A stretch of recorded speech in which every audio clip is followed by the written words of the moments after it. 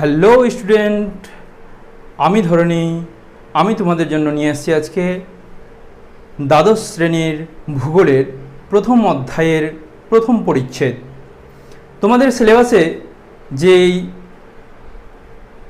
প্রথম অধ্যায়টি ছিল ভূমিরূপ গঠন ও বিভিন্ন প্রক্রিয়া, তার এক প্রথম পরিচ্ছেদ যেটা ছিল বহির্জাত প্রক্রিয়াসমূহ ও তার সংশ্লিষ্ট ভূমিরূপ। তো আজকে ওই অধ্যায় অর্থাৎ পরিচ্ছেদটি নিয়ে আমরা আলোচনা করব। তো এই তোমাদের পড়ার সুবিধার জন্য ভিডিওটিকে আমি দুই ভাগে বিভক্ত করেছি। তো এটা পার্ট 1। তো আজকে আমরা যে বিষয়টা জানব সেটা হচ্ছে, এই অধ্যায়ের শুরুতেই আমি বলে রাখি যে তোমাদের জেনে নেওয়া দরকার ভূমিরূপ কী। তো আমরা এর আগেই অর্থাৎ একাদশ শ্রেণীতেই পড়ে নিয়েছি অভ্যন্তরীণ ক্রিয়াকলাপের ফলে অর্থাৎ অভ্যন্তরীণ কিছু প্রক্রিয়ার মাধ্যমে সৃষ্ট ভূমিরূপ। তো সেখানেও আমরা কিছু ধারণা পেয়েছি। এবার আমরা ভূমিরূপ কী সেটা আগে একবার সম্পর্কে জেনে নিই। তো ভূমিরূপ হলো এমন এক প্রক্রিয়া যার মাধ্যমে কি হয়, ভূমিভাগের আকৃতি, তারপর হচ্ছে ঢাল, তারপর বন্ধুরতা, তারপর উচ্চতা ইত্যাদির মাধ্যমে কি হয়, ভূমিরূপের বিভিন্ন চেহারা বা নকশার সৃষ্টি হয়। এই যে বিভিন্ন রকম নকশা বা চেহারা, ভূমিরূপের যে এই নকশা বা চেহারা, এটাকেই আমরা একসঙ্গে কি বলতে পারি, এক কথায় বলতে পারি ভূমিরূপ। তো আমরা ভূমিরূপের ধারণা একটু পেয়ে গেলাম। এক কথা বলতে গেলে আমরা যে দেখি যে ভূমি কোথাও সমান না, কোথাও উঁচু কোথাও বা নিচু। আমরা যদি সাধারণভাবে একটা উদাহরণ বলি, যেমন হচ্ছে পর্বত থেকে যদি আরও কম উঁচু দেখি তাহলে দেখব কি আমরা ক্ষয়জাত পর্বত। তার থেকে আরও কম যদি দেখি তাহলে দেখব মালভূমি থেকে আরও নিচু যদি দেখি তাহলে দেখব আমরা সমভূমি। তো এরকম পৃথিবীতে এক এক জায়গায় এক এক রকম ভূমিরূপ দেখা যায়। তো এই ভূমিরূপগুলো সৃষ্টির জন্য কে দায়ী, কিভাবে সৃষ্টি হয়, সেগুলো আমাদের জানা দরকার। তাই মনে করি না, আমাদের অবশ্যই সেগুলো জানে নেওয়া দরকার। তো আমরা একাদশ শ্রেণীতে পড়ে নিয়েছি যে অভ্যন্তরীণ কী কী ক্রিয়াকলাপের ফলে আমাদের ভূমিরূপ সৃষ্টি হয়। এবার আমরা জেনে নিব বাহ্যিক কী কী প্রক্রিয়ার মাধ্যমে আমাদের ভূমিরূপ সৃষ্টি হয়ে থাকে। তো আমরা ভূমিরূপের ধারণা নিলাম। এবার ভূমিরূপের যে পরিবর্তন হয় অর্থাৎ ভূমিরূপ যে গঠন হয়, এই ভূমিরূপ গঠনের জন্য যেগুলো দায়ী, যার মাধ্যমে এই ভূমিরূপ গঠিত হয়, সেগুলোকে কি বলা হয়, ভূমিরূপের প্রক্রিয়া। কি বলা হয়, ভূমিরূপের প্রক্রিয়া। তো ভূমিরূপের প্রক্রিয়ার সংজ্ঞায় কি বলা যায় সেটা যদি আমরা বলি, তাহলে ভূমিরূপ অর্থাৎ বিভিন্ন প্রক্রিয়ার মাধ্যমে, বিভিন্ন প্রক্রিয়ার সেটা কীরকম হতে পারে, ভৌত প্রক্রিয়া হতে পারে বা সাধারণ প্রক্রিয়া যেটা বলা যায়। আর কি হতে পারে, রাসায়নিকভাবেও পরিবর্তিত হয়ে যদি কি হয়, ভূমিরূপের পরিবর্তন বা ভূমিরূপ নতুন করে একটা গঠন হয়, তখন সেই যার মাধ্যমে এই নতুন ভূমিরূপ প্রভাবিত হলো বা যার মাধ্যমে ভূমিরূপ গঠিত হলো, সেই মাধ্যমটিকে বলবো আমরা বা সেই প্রক্রিয়াটিকে বলবো আমরা ভূমিরূপের প্রক্রিয়া। কেমন? এইবার এই ভূমিরূপের প্রক্রিয়াকে কয় ভাগে ভাগ করা যায় সেটা আমরা বোর্ডে দেখে নেব। ভূমিরূপের প্রক্রিয়াকে অর্থাৎ ভূ গঠনকারী প্রক্রিয়াগুলিকে আমরা মূলত 3 ভাগে ভাগ করেছি এখানে। কি কি? একটা হচ্ছে পার্থিব প্রক্রিয়া, আর একটি হচ্ছে অপার্থিব বা মহাজাগতিক প্রক্রিয়া, আর একটি হচ্ছে মনুষ্যজনিত বা মানবিক প্রক্রিয়া। তো এই বিষয়গুলো কি আমরা একটু ধারণা নিয়ে নিই। কি তাড়াতাড়ি বলে দিই, পরে আমরা ডিটেলসে আবার এটা আলোচনা করব। পার্থিব প্রক্রিয়া হচ্ছে পৃথিবীর উপর ক্রিয়াশীল প্রক্রিয়া। পার্থিব প্রক্রিয়া হচ্ছে পৃথিবীর উপর ক্রিয়াশীল প্রক্রিয়া হচ্ছে পার্থিব প্রক্রিয়া। কেমন? এবার অপার্থিব বা মহাজাগতিক প্রক্রিয়া যেগুলো পৃথিবীর বাইরে হয়, যেগুলো পৃথিবীর বাইরে হয়, অর্থাৎ মহাজাগতিক থেকে আমরা একটা জিনিস বলতেই পারি যে মহাজাগতিক থেকে কি কথা আমাদের কি মনে আসে, যে মহাকাশ। মহাকাশ একটা আমরা এটাও মাথায় নিয়ে আমরা করতে পারি যে মহাকাশ থেকে যে সমস্ত বস্তু বা যে সমস্ত জিনিস আমাদের ভূপৃষ্ঠে এসে পতিত হলে কি হয়, ভূগর্ভের অর্থাৎ ভূগর্ভের বা ভূমিরূপের যদি কোনো পরিবর্তন ঘটায় তাহলে তাকে কি বলবো আমরা, অপার্থিব বা মহাজাগতিক প্রক্রিয়া। যেমন আমরা উদাহরণ হিসেবে বলতে পারি যেমন উল্কাপাত। কেমন? এবার আমরা চলে যাব মনুষ্যজনিত বা মানবিক প্রক্রিয়া। তো আমরা অর্থাৎ মানুষেরা আমরা বিভিন্ন রকম কাজের মাধ্যমে কি করি, ভূমিরূপের পরিবর্তন করে থাকি। যেমন যদি আমি সাধারণভাবে একটা বলি যে আমরা কি করি, পুকুর খনন করি। পুকুর খনন করি তার মানে যে দেখা গেল ওই জায়গাটা সমতল ছিল, কিন্তু আমি কি করলাম, সেখানকার মাটি খনন করে আমি নিচু করে দিলাম, অর্থাৎ সেখানে ছিল আগে সমতল, সেখান থেকে হয়ে গেল কি একটা গর্তের সৃষ্টি হলো। কেমন? তো এটা আমরা সাধারণ হিসাবে বলতে পারি এটা কার জন্য হলো, কার জন্য দায়ী সে, কার ফলে মানে কে দায়ী এটার জন্য, মানুষ। সেই জন্য এটাকে আমরা কি বলতে পারি, মনুষ্যজনিত বা মানবিক প্রক্রিয়া বলতে পারি। কেমন? তাহলে ভূগঠনকারী প্রক্রিয়ার আমরা যে মূল তিনটা ভাগ পেয়েছি সেটা হচ্ছে পার্থিব, অপার্থিব বা মহাজাগতিক, আর মনুষ্যজনিত বা মানবিক। এই প্রক্রিয়াগুলোর সম্পর্কে আমরা ধারণা নিয়ে নিলাম। এইবার এই পার্থিব প্রক্রিয়াকে কয় ভাগে ভাগ করা যায়? এই পার্থিব প্রক্রিয়াকে দুই ভাগে ভাগ করা যায়। কি কি? অন্তর্জাত প্রক্রিয়া ও বহির্জাত প্রক্রিয়া। এবার আমরা অন্তর্জাত প্রক্রিয়া সম্পর্কে একাদশ শ্রেণীতে পড়ে নিয়েছি, অতএব এই আলোচনায় আমরা আর যাচ্ছি না। এবার আমরা যেটা আলোচনা করব সেটা হচ্ছে কোনটা, বহির্জাত প্রক্রিয়া, আমাদের যেটা আলোচ্য বিষয়। তাহলে বহির্জাত প্রক্রিয়া কি? বহির্জাত প্রক্রিয়া হচ্ছে, বহির্জাত বা এটাকে আমরা কি বলতে পারি, বাহ্যিক প্রক্রিয়াও বলতে পারি। বাহ্যিক এই যে প্রক্রিয়াটি, এটির ইংরেজি প্রতিশব্দ হচ্ছে অ্যাক্সোজেনিক। এই অ্যাক্সো যে কথাটি, সেটি হচ্ছে একটি গ্রিক শব্দ যার অর্থ হচ্ছে বাহ্যিক বা বাইরে। আর এই অ্যাক্সো থেকেই শব্দটি এসেছে, অ্যাক্সোজেনিক, যেই কারণে আমরা এটাকে কি বলতে পারি, বাহ্যিক প্রক্রিয়া বলে থাকি। বাহ্যিক প্রক্রিয়া বা বহির্জাত প্রক্রিয়া। তো এবার বাহ্যিক প্রক্রিয়া কি জিনিসটা কি, আমরা এমনি সাধারণভাবে যেটা ভাববো বা বলবো যে কি, বাহ্যিক প্রক্রিয়া হচ্ছে এমন একটি প্রক্রিয়া যার মাধ্যমে, যেটা কি বাইরের, পৃথিবীর অভ্যন্তরীণ বিষয় নয়, বাইরের কোনো প্রাকৃতিক শক্তির দ্বারা, যেমন কি কি হতে পারে, বৃষ্টিপাত হতে পারে, তারপর বায়ুপ্রবাহ হতে পারে, আর্দ্রতা হতে পারে, তারপর উষ্ণতা হতে পারে, বায়ুর চাপ হতে পারে, তারপর ভৌমজল হতে পারে, হিমবাহ হতে পারে, তারপর সমুদ্র তরঙ্গ হতে পারে।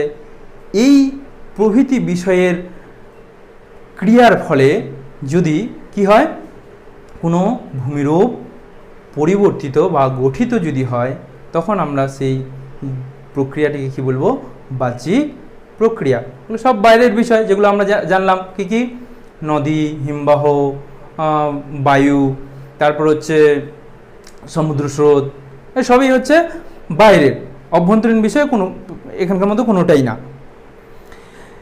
এইবার এই বাহ্যিক প্রক্রিয়াকে আবার কয় ভাগে ভাগ করা যায়? বাহ্যিক প্রক্রিয়াকে দুই ভাগে ভাগ করা যায়। কি কি? একটি হচ্ছে পর্যায়ন, আরেকটি হচ্ছে আবহবিকার।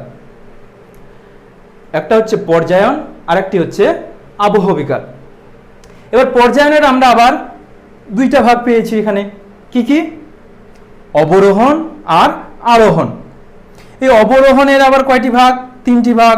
অপসারণ, পুঞ্জিত ক্ষয়, ক্ষয়। এবার ক্ষয়ের আবার ক্ষয় তিনটি পদ্ধতিতে, 5টি পদ্ধতিতে সংঘটিত হতে দেখা যায়। যেমন নদীর ক্ষয়, বায়ুর ক্ষয়, হিমবাহের ক্ষয়, তারপর ভৌমজলের ক্ষয়, সমুদ্র তরঙ্গ ও স্রোতের ক্ষয়। আর এদিকে আরোহণ প্রক্রিয়াটিও কয়ভাবে সম্পন্ন হতে পারে? 5টি পদ্ধতিতে সম্পন্ন হতে পারে। কি কি? নদী সঞ্চয়, বায়ু সঞ্চয়, হিমবাহ সঞ্চয়, ভৌমজল সঞ্চয়, আর শেষে হচ্ছে সমুদ্র তরঙ্গ ও স্রোত সঞ্চয়। আর ওদিকে চলে গেল কি? আবহবিকারের আবার 3টি ভাগ। সেটি হচ্ছে কি কি? যান্ত্রিক আবহবিকার, রাসায়নিক আবহবিকার, আর হচ্ছে জৈব রাসায়নিক আবহবিকার। তো স্টুডেন্টের উদ্দেশ্যে বলবো, তোমরা এই ভাগ যেই তোমরা টেবিলটা দেখতে পাচ্ছ, এই টেবিলটা তোমরা খাতায় লিখে নাও। খাতায় লিখে নিলে তোমাদের কি সুবিধা হবে? এই বিষয়গুলো যদি আমরা জেনে যাই, যা আছে সব কিছু যদি আমাদের সম্পর্কে ধারণা হয়ে যায়, তার মানে আমাদের এই অধ্যায়টি অর্থাৎ প্রথম পরিচ্ছেদটি, এই অধ্যায়ের প্রথম পরিচ্ছেদ যেটা বহির্জাত প্রক্রিয়াসমূহ, তাহলে কিন্তু আমাদের এই সব বিষয় যদি আমাদের মাথায় চলে আসে, তাহলে আমাদের এই পরিচ্ছেদটা কভার আপ হয়ে যাবে। তো তোমাদের বলছি, তোমরা অবশ্যই এই টেবিলটি স্ক্রিনশট করে নাও, না হলে তোমরা ভিডিও বন্ধ করে লিখে নাও, তারপর লেখার পর আবার চালু করবে। যাই হোক, এবার তাহলে আমরা ভাগটা জেনে গেলাম, কিন্তু এর সম্পর্কে স্বচ্ছ ধারণা এখন আমাদের হয়নি, তাই তো? তো মোটামুটি পার্থিব যেটা প্রক্রিয়া, তারপর অপার্থিব মহাজাগতিক প্রক্রিয়া, মনুষ্যজনিত প্রক্রিয়া, তো এগুলো সম্পর্কে তো আমাদের মোটামুটি ধারণা হয়ে গেল। আর অন্তর্জাত যেটা প্রক্রিয়া, সেটা তো একাদশ শ্রেণীর আমাদের বিষয়, তো সেটা আমাদের না জানলেও হবে। এবার বহির্জাত প্রক্রিয়া আমরা জেনে গেলাম, বহির্জাত প্রক্রিয়া কি। এইবার বহির্জাত প্রক্রিয়ার হচ্ছে 2টা ভাগ, একটা হচ্ছে পর্যায়ন বা ক্রমান্বয়ন, আর একটা হচ্ছে আবহবিকার। তো আজকে আমরা যে জিনিসটা এই পার্টে, অর্থাৎ প্রথম পার্টে আমরা যেটা সম্পর্কে বিশেষ আলোচনা করব, সেটি হচ্ছে এই যে পর্যায়নের যেটা ভাগ, সেটা আমরা আলোচনা করব। তো পর্যায়ন বা ক্রমায়ন কি, এটাকে আমরা কয় ভাগে ভাগ করেছি? 2 ভাগে ভাগ করেছি। তো এবার পর্যায়ন বা ক্রমায়ন সম্পর্কে আমরা আলোচনা করব। আর স্টুডেন্টদের উদ্দেশ্যে বলবো যে তোমরা অবশ্যই মনোযোগ দিয়ে পুরো ক্লাসটি শোনো, বুঝো ব্যাপারগুলো কি, তাহলে তোমরা কি করতে পারবে? আমি যে হোমওয়ার্কের কাজ, তোমাদের হোমওয়ার্ক দিব, সেই হোমওয়ার্কগুলিকে তোমরা সলভ করতে পারবে, না হলে কিন্তু পারবে না। অতএব তোমরা অবশ্যই মনোযোগ সহকারে শোনো এবং যেগুলো বিষয় লেখার মতো সেগুলো তোমরা লিখে নাও। ওকে, এবার তাহলে আমরা জানবো পর্যায়ন সম্পর্কে।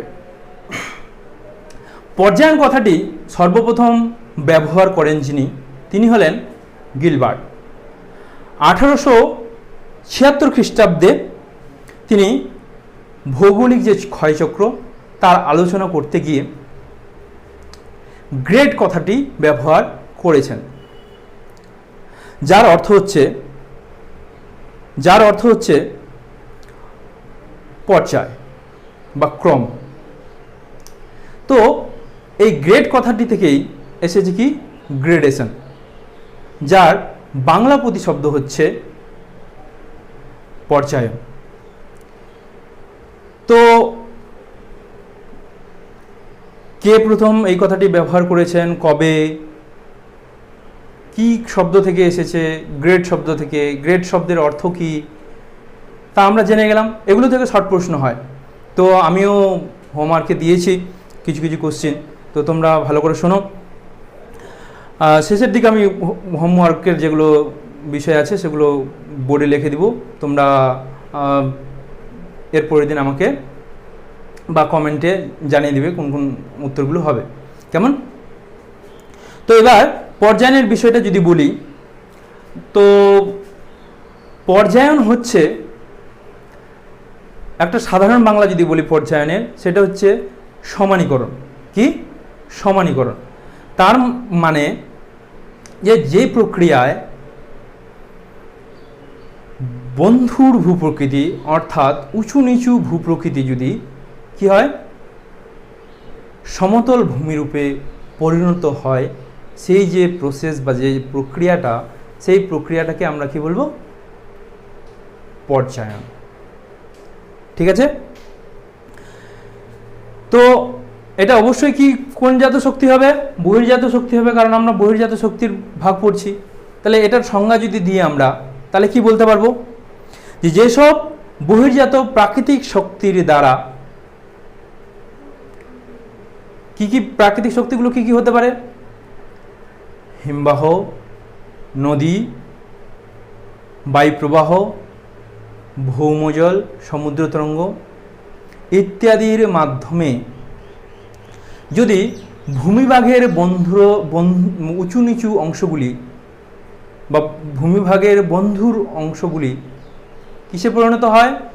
ধীরে ধীরে সমতল ভূমিতে পরিণত হয়, তাকে কি বলবো আমরা? পর্যায়ন বলবো। কেমন? তার মানে যদি আমরা এরকম একটা ছবি আঁকি,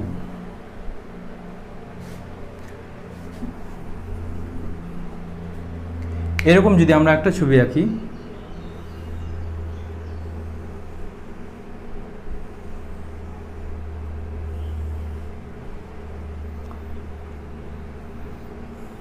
এরকম যদি একটা ছবি আঁকি, তাহলে দেখা গেল এটা উঁচু ভূমিরূপ, তাই তো?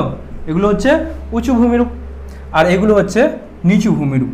এগুলোকে আমরা কি নাম দিতে পারি? শৈলশিরা।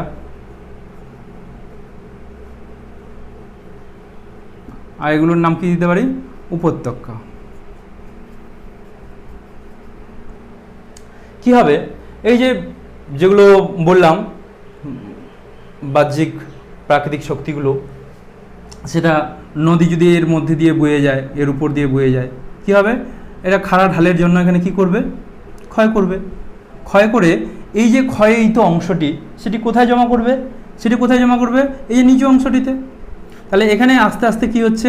ক্ষয় হচ্ছে, আর ক্ষয় হয়ে হয়ে কোথায় জমা হচ্ছে? এইভাবে জমা হচ্ছে। তাহলে এরকমভাবে ক্ষয় হতে হতে হতে হতে হতে হতে আর এখানে জমা হতে হতে হতে কীরকম ভূমিরূপ সৃষ্টি হবে? একটি সমতল ভূমিরূপের সৃষ্টি হবে, তাই কি না?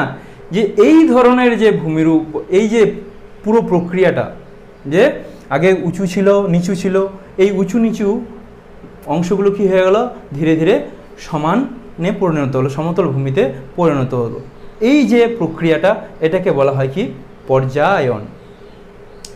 ঠিক আছে? এটাকে কি বলা হয়? পর্যায়ন। এবার এই পর্যায়নকে কয় ভাগে ভাগ করা যায়? এই পর্যায়নকে দুই ভাগে ভাগ করেছে। কি কি? অবরোহণ আর হচ্ছে আরোহণ। অবরোহণ আর আরোহণ।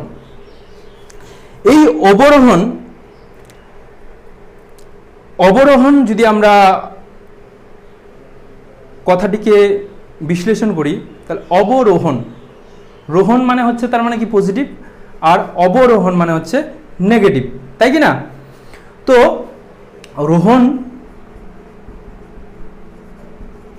রোহণ কথার অর্থ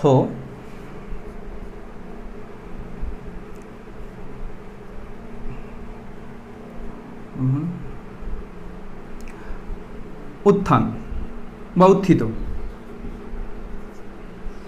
ঠিক আছে? তো এবার অবরোহণ তার মানে কি? উঁচু অংশের কি হবে? অবনীকরণ। অর্থাৎ উঁচু অংশ ধীরে ধীরে যদি নিচু হয়ে যায়, তখন সেটাকে বলবো আমরা কি? অবরোহণ। তো এই যে আমরা বিষয়টা দেখলাম, আগে কেমন ছিল ভূমিরূপটি? এরকম উঁচু ছিল, তাই কি না? তো উঁচু অংশটি কি হলো? ধীরে ধীরে ধীরে ধীরে ধীরে ক্ষয় হতে হতে হতে এখান থেকে ক্ষয় হলো একবার, তারপর আবার এখান থেকে ক্ষয় হলো, এরকমভাবে ক্ষয় হতে হতে হতে হতে একটি নিচু ভূমিরূপে পরিণত হলো। তো এই যে নিচু হয়ে যাওয়ার যে প্রক্রিয়াটা, আস্তে আস্তে উঁচু একটা ভূমিরূপ কিসে পরিণত হচ্ছে, নিচু ভূমিতে পরিণত হচ্ছে, এই যে প্রক্রিয়াটা এটাকে বলা হয় কি, অবরোহণ প্রক্রিয়া। আর অন্যদিকে এই যে নিচু ভূমিটি ছিল, যেটাকে আমরা উপত্যকা নাম দিয়েছি, এই যে নিচু ভূমিটি ছিল সেটি কি হয়েছে, এই অবরোহণের ফলে উৎপন্ন যে ক্ষয়জাত পদার্থ, যে দেখা গেল যে সেগুলো কি হতে পারে, নুড়ি হতে পারে, বালি হতে পারে, ছোট পাথরের টুকরো হতে পারে। তো এই ছোট ছোট পাথরের টুকরোগুলো বা নুড়ি বালিগুলো কি হয়, এখানে জমা হয়, জমা হতে হতে কি হলো, নিচু অংশটি উত্থিত হলো বা উঁচু অংশে পরিণত হলো। এই যে নিচু থেকে উঁচু হয়ে যাওয়ার যেটা, সেটিকে কি বলা হয়, সেটিকে বলা হয় আরোহণ। কেমন? তাহলে অবরোহণ আর আরোহণ আমরা বুঝতে পারলাম, তাই কি না? তো এবার যদি এখান থেকে কোশ্চিন আসে তোমাদের যে অবরোহণ কাকে বলে, নিশ্চয়ই পারবে তোমরা, অবরোহণ কাকে বলে, আরোহণ কাকে বলে, তাই কি না? এবার প্রশ্ন আসলো তোমাদের যে অবরোহণ ও আরোহণের মধ্যে পার্থক্য লেখো, তাই তো? এবার আমরা আরো অবরোহণ সম্পর্কে আরো কিছু জানবো, যে অবরোহণ থেকে আরো অনেক রকমভাবে প্রশ্ন আসতে পারে। যেমন কি অবরোহণে আমরা শুধুমাত্র ধারণাটা নিলাম, এবার অবরোহণ থেকে কি কোশ্চেন আসতে পারে, অবরোহণ থেকে আচ্ছা তার আগে আমি পর্যায়ন বিষয়টা একটু বলি, পর্যায়ন থেকে কি প্রশ্ন আসতে পারে, যেহেতু পর্যায়নের ভাগটাই আজকে মূল আলোচ্য বিষয়। 1 নম্বর, পর্যায়ন কাকে বলে?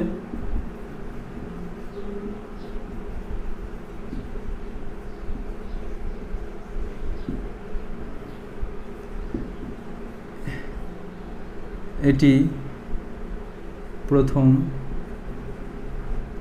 কে, এই কথাটি লেখো, এই কথাটি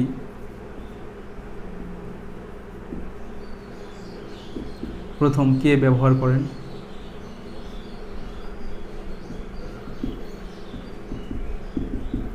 ঠিক আছে, এই কথাটি বলতে পর্যায়ন কথাটি।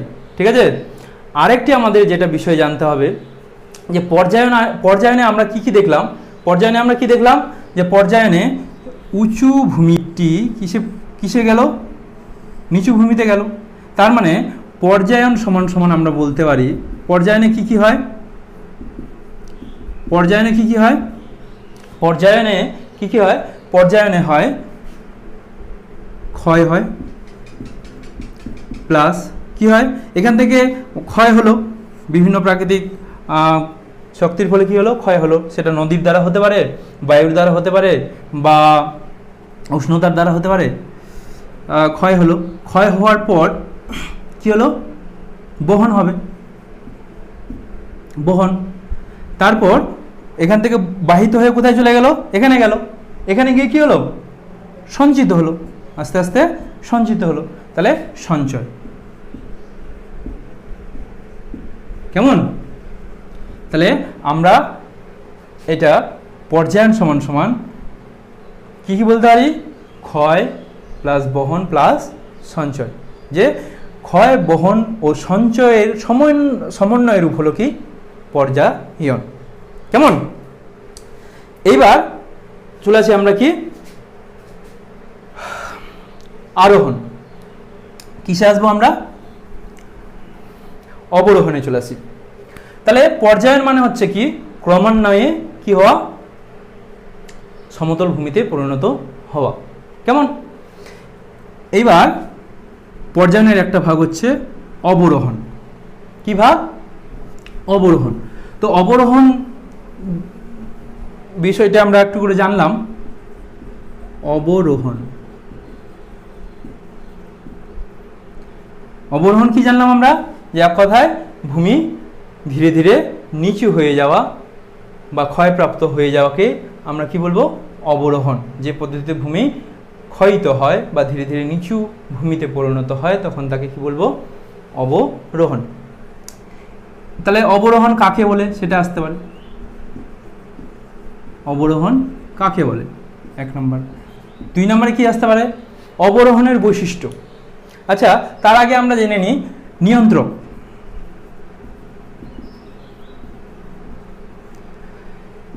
সেটা আমাদের নিয়ন্ত্রকের কোশ্চেনটি 3 জায়গা থেকেও আসতে পারে।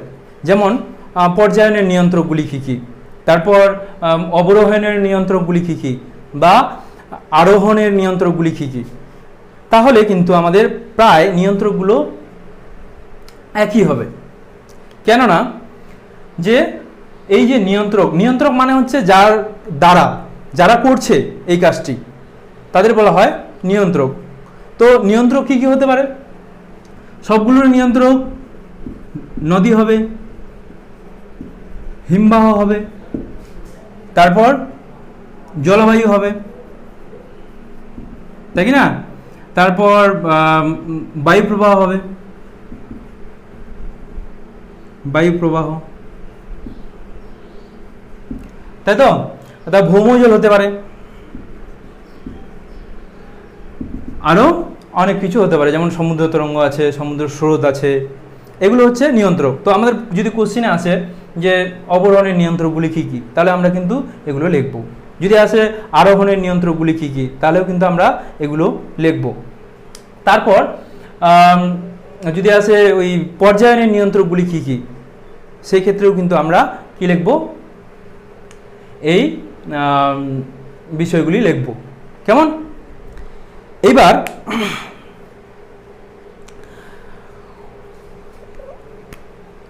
অবরোহণের নিয়ন্ত্রক আমরা জেনে গেলাম। এবার অবরোহণের যদি অবরোহণ প্রক্রিয়ায় সৃষ্ট কয়েকটি ভূমিরূপের নাম, ঠিক আছে? অবরোহণ প্রক্রিয়ায়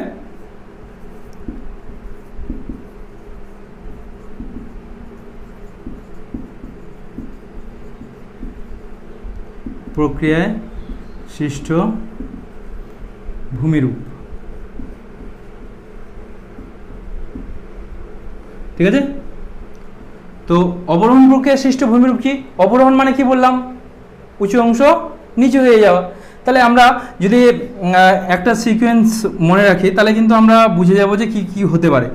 একটা সুউচ্চ পর্বত থেকে সেটা ক্ষয় হয়ে কি হতে পারে? ক্ষয়জাত পর্বতে পরিণত হতে পারে। ক্ষয়জাত পর্বতে পরিণত হলো।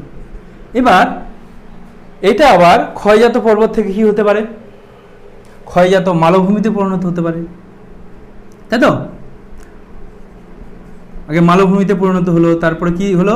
ক্ষয়জাত মালভূমিতে পরিণত হলো। তারপর কি হলো? এবার এটা আবার শেষ পর্যন্ত আমাদের কি হতে পারে? সমভূমিতে পরিণত হবে। এবার সমভূমি থেকে তারপর কি হবে? ক্ষয়জাত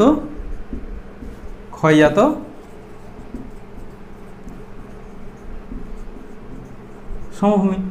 আর এর আমরা শেষ সীমা যদি বলি, অবরোহণের শেষ সীমা, অবরোহণ শেষ পর্যন্ত কতদূর যেতে পারে?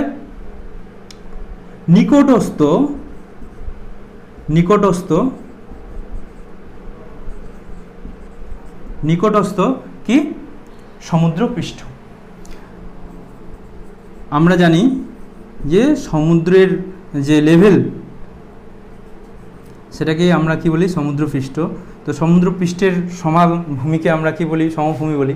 তো নিকটস্থ যে সমুদ্রপৃষ্ঠ সেই লাস্ট পর্যন্ত মানে ক্ষয় অবরোহণ প্রক্রিয়া এতদূর পর্যন্ত যেতে পারে। কেমন? তো এটা শর্টে থাকতেও পারে যে সর্বশেষ অবরোহণের যেটা ধাপ সেটা কতদূর পর্যন্ত যেতে পারে, সেটা হচ্ছে নিকটস্থ সমুদ্রপৃষ্ঠ, মানে এক কথায় সমুদ্রপৃষ্ঠ পর্যন্ত যেতে পারে। কেমন? এবার আমরা কি জানবো? তোমরা লিখে নিবে। এবার কি? এবার হচ্ছে আমরা অবরোহণের বৈশিষ্ট্য। কেমন? অবরোহণের বৈশিষ্ট্য উপরে লিখি। আমরা কি জানলাম? অবরোহের সংজ্ঞা, অবরোহণের নিয়ন্ত্রক, ওখান থেকে আমরা পেয়ে যাচ্ছি পর্যায়নের নিয়ন্ত্রক একই, তারপর হচ্ছে আরোহণের নিয়ন্ত্রকগুলো একই। এবার কি জানবো? অবরোহণের বৈশিষ্ট্য। অবরোহণের বৈশিষ্ট্য। তো অবরোহণের বৈশিষ্ট্যগুলো কি কি? তো আমরা জানলাম যে অবরোহণ প্রক্রিয়ায় কি হয়? উঁচু অংশ ধীরে ধীরে কি হয়? নিচু অংশে পরিণত হয়। সেটা আমরা 1 নম্বর বৈশিষ্ট্যে লিখতে পারি। আর এই যে প্রক্রিয়াটি হয় 1 নম্বরে, ওটা আমরা লিখতে পারি। কি লিখব? যে এই প্রক্রিয়ায় বা এই প্রক্রিয়ার অন্যতম বৈশিষ্ট্য হলো কি? ধীরে উঁচু ভূমি ক্ষয়প্রাপ্ত হয়ে নিচু ভূমিতে পরিণত হওয়া। ঠিক আছে? তো এই প্রক্রিয়াটা যে হয় সেটা কি খুব দ্রুত প্রক্রিয়া? কি খুব তাড়াতাড়ি হয়ে যায়? কোনোদিনও না। এটি কি হয়? খুব ধীর প্রক্রিয়া। আমরা 2 নম্বরে সেটা লিখতে পারি যে এটি খুব ধীর প্রক্রিয়া। আমি লিখছি না, বলে দিচ্ছি, তোমরা যদি সময় তোমরা লিখে নাও। কেমন? এটি হচ্ছে কি? খুব ধীর প্রক্রিয়া। কেমন? আর এটি ধীর প্রক্রিয়া কেন বলবো একটু তাহলে বিশ্লেষণ করি, তাহলে বুঝতে পারবে। দেখা গেল আমি কি বলবো? নদী। কেমন? নদীর কার্যের ফলে কি করে হয় সেটা, যে একটা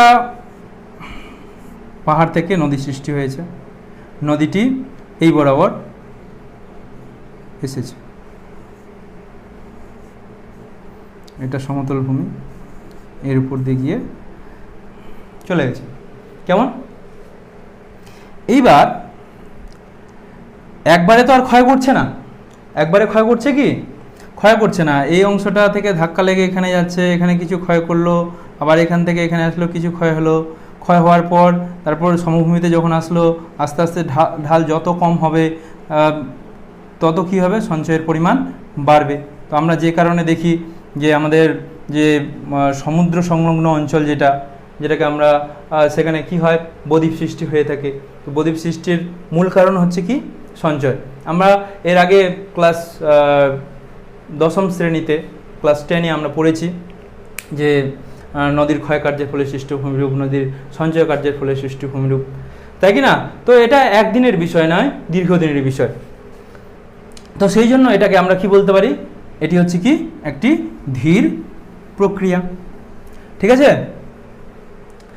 আর এর যদি মূল নিয়ন্ত্রক বলি আমরা যে এটি সব থেকে কে করে? অবরোহণের কিন্তু মূল হচ্ছে কে? নদী। ঠিক আছে? অবরোহণের বৈশিষ্ট্যে আমরা বলতে পারি যে এর মূল ক্ষয়কারী যেটা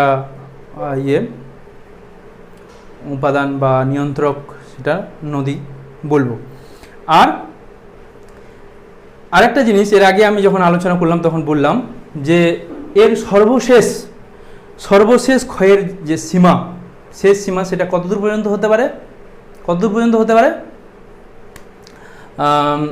সেটা হতে পারে সমুদ্রপৃষ্ঠ, নিকটস্থ সমুদ্রপৃষ্ঠ পর্যন্ত। তাহলে 3 নম্বর বৈশিষ্ট্যে আমরা সেটা লিখব যে অবরোহণের শেষ সীমা বা ক্ষয়ের শেষ সীমা হচ্ছে কি? নিকটস্থ সমুদ্র পৃষ্ঠ। কেমন?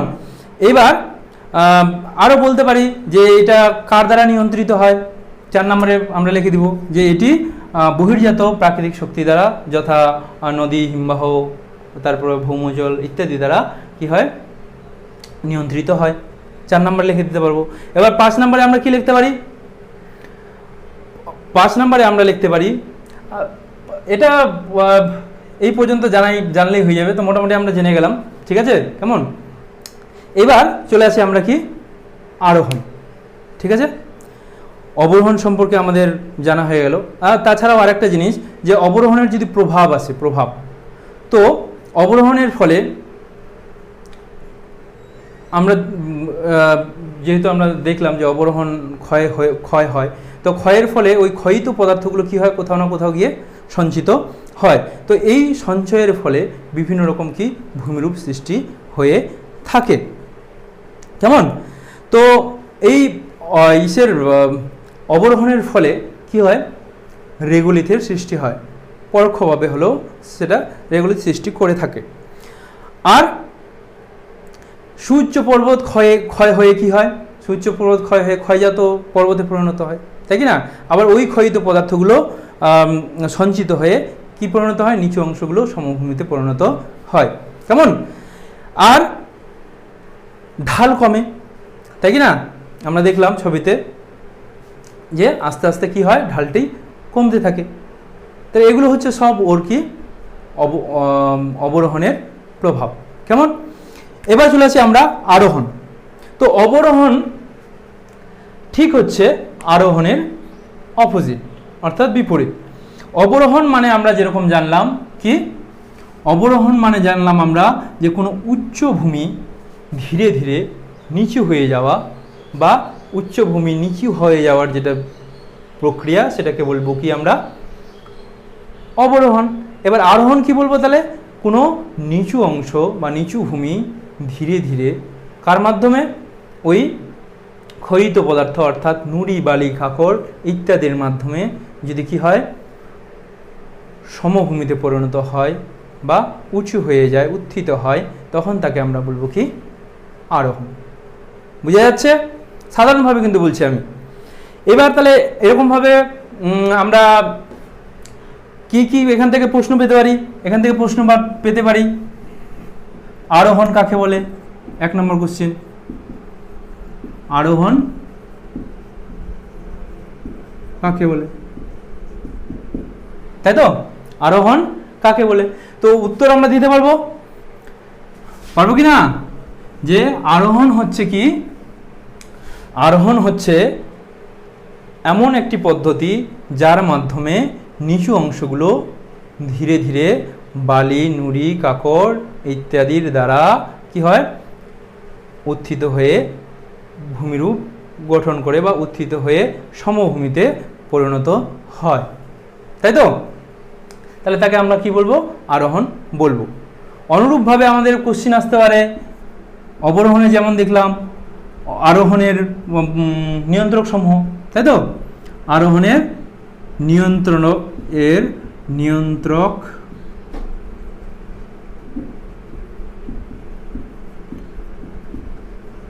সমূহ, নিয়ন্ত্রক সমূহগুলোর নাম।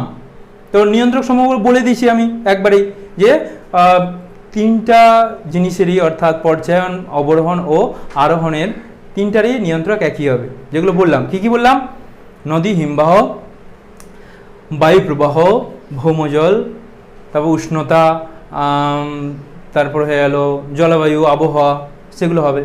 তারপর ভূমির ঢাল, তাই কি না? ভূমির ঢালও অনেকভাবে নিয়ন্ত্রিত করে এই বিষয়গুলোকে। তারপর ভূমিরূপের প্রকৃতি, দেখা গেল যে ভূমিরূপটা যদি কি হয়, খুব কঠিন হয়, কঠিন শিলা দ্বারা গঠিত হয়, তাহলে সেটা কি হবে, কম ক্ষয় হবে। আর কম ক্ষয় হলে সঞ্চয় কি হবে, তার পাশে সঞ্চয়ও কম হবে, তাই কি না? তার পাশে যেই উঁচু জায়গাটা আছে সেটা যদি হয় কঠিন শিলা দ্বারা গঠিত, তখন কি হবে, ক্ষয় কম হবে। তো ওর পাশের যেটা উপত্যকা অঞ্চল বা নিচু অংশ থাকবে সেটা কি কম সঞ্চয় হবে, ক্ষয় হবে, তারপরে তো সঞ্চয় হবে। যাই হোক, তো নিয়ন্ত্রক সময়ে আমরা যেগুলো পেলাম তোমরা খাতায় লিখে নাও। কি কি আরেকবার বলছি, হিমবাহ, নদী, তারপর বায়ুপ্রবাহ, তারপর উষ্ণতা, জলবায়ু, আর্দ্রতা, তারপর আরও কী হতে পারে, তারপর ভূমির ঢাল, তাই তো? তারপর ভূমিরূপের প্রকৃতি, এইসব বিষয়গুলো হবে। এবার 3 নম্বর কোশ্চেন কী হতে পারে, আরোহণ থেকে হবে আরোহণের বৈশিষ্ট্য। আরোহণের বৈশিষ্ট্যগুলি লেখো, তাই কি না? আরোহণের বৈশিষ্ট্যগুলি লেখো। আমি পুরো কোশ্চেনটা লিখছি না, তোমরা বুঝতে পারছো নিশ্চয়ই, যে আরোহণের বৈশিষ্ট্যগুলি লেখো। তো আরোহণের বৈশিষ্ট্য কি কি হবে? আরোহণের বৈশিষ্ট্যতে আমরা 1 নম্বরে লিখতে পারি, কি লিখব, যে আরোহণ প্রক্রিয়ায় নিচু অংশগুলি নুড়ি, বালি, কাঁকড় ইত্যাদির দ্বারা কি হয়, উঁচু হয়ে কিসে পরিণত হয়, সমতল ভূমিতে পরিণত হয়। কেমন? 1 নম্বর কোশ্চেনে এটা লিখতে, 1 নম্বর পয়েন্টে আমরা এটা লিখতে পারি। 2 নম্বর পয়েন্টে কি লিখতে পারি? 2 নম্বর পয়েন্টে আমরা লিখতে পারি এটা হচ্ছে কি ধীর প্রক্রিয়া, তাই কি না? এটাও তো খুব দ্রুত গতিতে বা খুব আকস্মিকভাবে ঘটে যায় না, সেটাও কি হয়, ধীরে ধীরে হয়, যেই কারণে আমরা এটাকেও কি বলতে পারি, কি বলবো, ধীর প্রক্রিয়া। কেমন? আর এটাও আবার কার কার দ্বারা নিয়ন্ত্রিত হয় সেটাও আমরা লিখব, যে এটি নদী, হিমবাহ, তা বায়ু প্রবাহ ইত্যাদি দ্বারা নিয়ন্ত্রিত হয়। কেমন? আর এটাকে আমরা কি বলতে পারি, সমভূমিকরণ প্রক্রিয়া। এটাকে কি বলতে পারি? তাহলে 3 নম্বর হয়ে গেছে। 4 নম্বর, এটি একটি সমভূমিকরণ প্রক্রিয়া।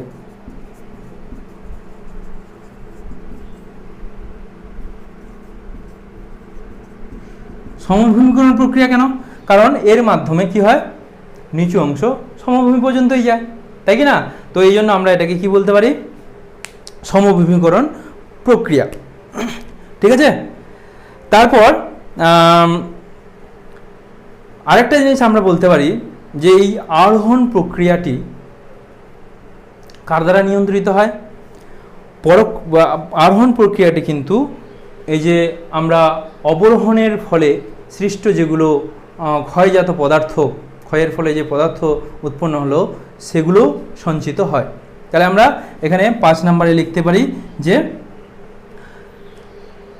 অবরোহণের ফলে উৎপন্ন ক্ষয়জাত পদার্থ, অবরোহণের ফলে উৎপন্ন ক্ষয়জাত পদার্থ কি হয়, আরোহণ প্রক্রিয়ায় কি হয়, সঞ্চিত হয়। ঠিক আছে? বুঝতে পারছো নিশ্চয়ই? এইবার আমরা চলে আসবো কি এর প্রভাবও আমরা বুঝতে পারছি, তাহলে কি হতে পারে, তাই কি না? প্রভাব কি হবে, যে বিভিন্ন রকম ভূমিরূপ সৃষ্টি হবে।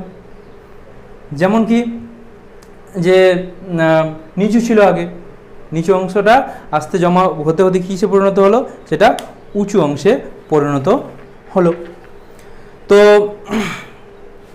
দেখা গেলো এটা বিরাট একটা, তখন কিসে পরিণত হলো, সমভূমিতে পরিণত হলো। যে কারণ হচ্ছে যে এরকম ছিল, এরকম নিচু ছিল, ঠিক আছে, এটাও জমা হলো, ভরাট হলো, আর এটা কি হলো, ক্ষয় হলো। এই ক্ষয় আর জমাট হওয়ার ফলে যে এতটা অংশ জুড়ে আমরা কি পেলাম, সমভূমি অংশ পেলাম। তাহলে বিস্তীর্ণ একটা সমভূমির সৃষ্টি হতে পারে। আর কি, এর ফলে কি হয়, সঞ্চয়জাত ভূমিরূপের সৃষ্টি হয়। ঠিক আছে? যেহেতু সঞ্চয়ের ফলে সৃষ্টি হয়, সেই জন্য এটাকে আমরা কি বলবো, সঞ্চয়জাত ভূমিরূপ।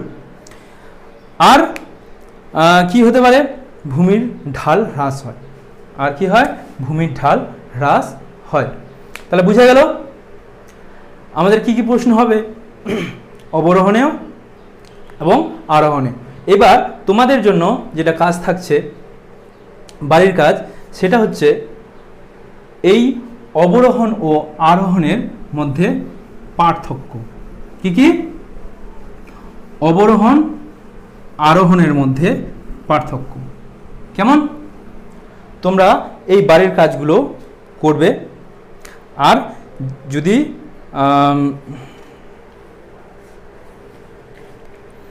করে থাকো তাহলে অবশ্যই কমেন্টে জানিয়ে দিবে। বাড়ির কাজগুলো আমি দিচ্ছি বোর্ডে লিখে, তোমরা করবে। কেমন? তো বাড়ির কাজগুলো তোমাদের যেগুলো হচ্ছে,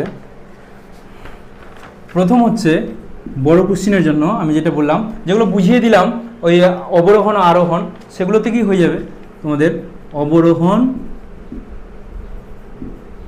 ও আরোহণের মধ্যে পার্থক্য।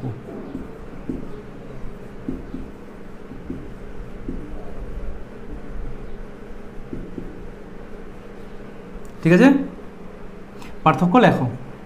এবার 2 নম্বর কোশ্চিনে ভূমিরূপ গঠনকারী প্রক্রিয়াসমূহকে কয়টি ভাগে ভাগ করা যায়? ছোট কোশ্চেন, এটা বড় কিন্তু, ঠিক আছে, এটা তোমরা 5 নম্বরের জন্য রেডি করবে, বুঝা গেল? ভূমিরূপ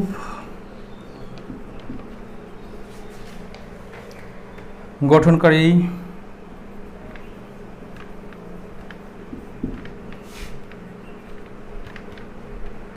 প্রক্রিয়াকে কয় ভাগে ভাগ করা যায়?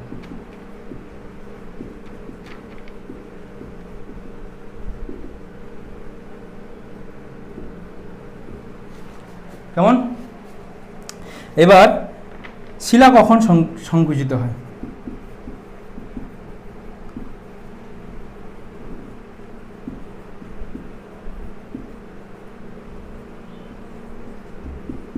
ঠিক আছে। 4 নম্বর, পৃথিবীতে যেসব পৃথিবীতে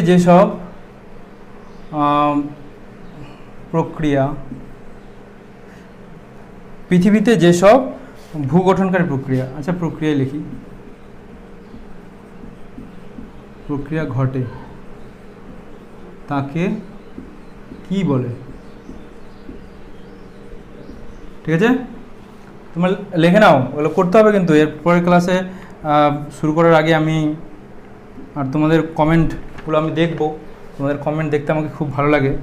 যারা যারা কমেন্ট করেছো এর ক্লাসের আগে, এর আগের ক্লাসে, তো সেগুলো পড়ে তো আমি খুবই উৎসাহিত হয়েছি। অনেকজন ক্লাস চেয়েছো। এবার বাহ্যিক শক্তির একটি উদাহরণ।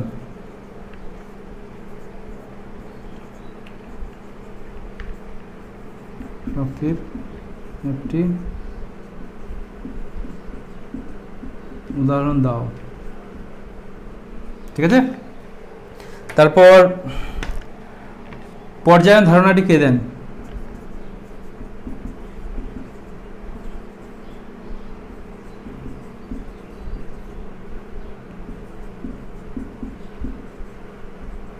কে দেন? তারপর হচ্ছে যে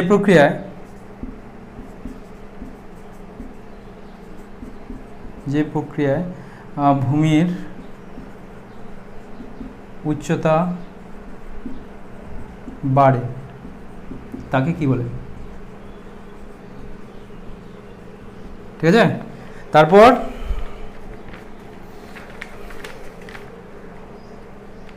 ক্রমান্বয়ে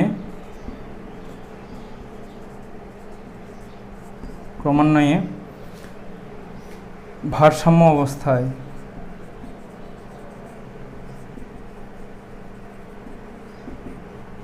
অবস্থায় পৌঁছানোকে কি বলে?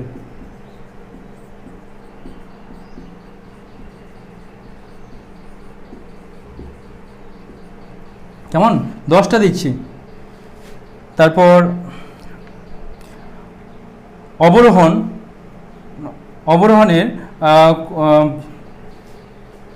অবরোহণের একটা মাধ্যমের নাম।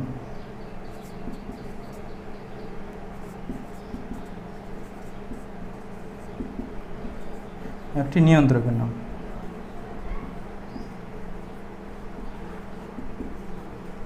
মাধ্যম মানে হচ্ছে নিয়ন্ত্রক। কেমন? নিয়ন্ত্রকের নাম। আর শেষ কোশ্চেন, আরেকটা আমি বলিনি, এটা তোমরা তবুও চেষ্টা করবে। অবরোহণ ও আরোহণ কথাটি কে বা কারা প্রথম ব্যবহার করেন?